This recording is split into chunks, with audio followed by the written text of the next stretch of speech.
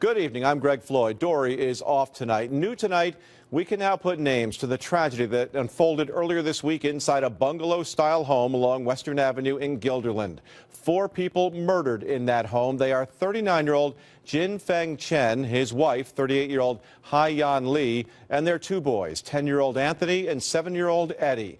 And now we have obtained part of the recordings from police dispatchers handling the initial call about the murders. The recording makes clear what police have been saying all along about dealing with a language barrier. Have an unknown problem, possibly 2 people, code 2s, 1846 Western Avenue is a language barrier. If I have a language barrier on the line, 1846 Western, I need you to stage right now, stating possibly 2 people have died in that home. Not sure what's going on. Dispatcher, start investigators. More cars before we go in. Need more cars. But again, now we know 4 people killed in that home. Tonight, still no one in custody and few other details from police. Earlier today, a white BMW that had been sitting in front of the home for days was towed away by police.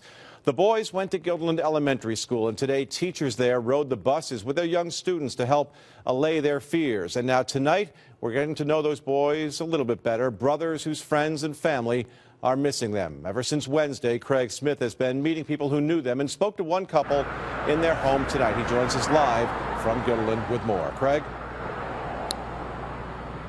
Greg, the people I've been talking to say that in most ways, Anthony and Eddie were regular, typical young kids.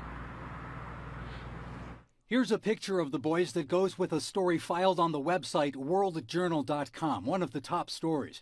The writer hadn't met 2 people directly affected, Robert and Sarah Wadsworth. Children were pretty close with them. The Wadsworth have one daughter who was Anthony's classmate and another who was Eddie's. Anthony's favorite thing was to build rocket models and Lego models. He really loved to play chess.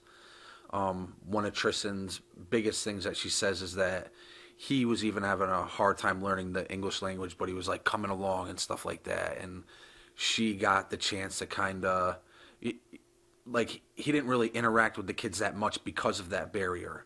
And she actually helped him with different words and stuff like that. And I mean, everybody just being able to come together and do stuff like that is... It was Laura Hammis who thought of the ribbons on utility poles near the Chen's house. We started talking about red ribbons, and somebody said, oh, you know, that's actually the symbol for happiness. So then we looked online to see what might be a more appropriate color and came up with the white being associated with mourning. So we've heard stories that some of the teachers were riding with the kids. Oh, yes. Yeah, the teachers were on the buses yesterday and this morning. My daughters were reluctant to get on the bus this morning, so, you know, I've been driving them to school. The Wadsworths tell me one of the most difficult things for their daughters was the thought of going back to school to see those empty desks, Anthony's and Eddie's. They say those desks are going to stay right where they are. They say the students are treating them as memorials. In Guilderland, Craig Smith, CBS 6 News.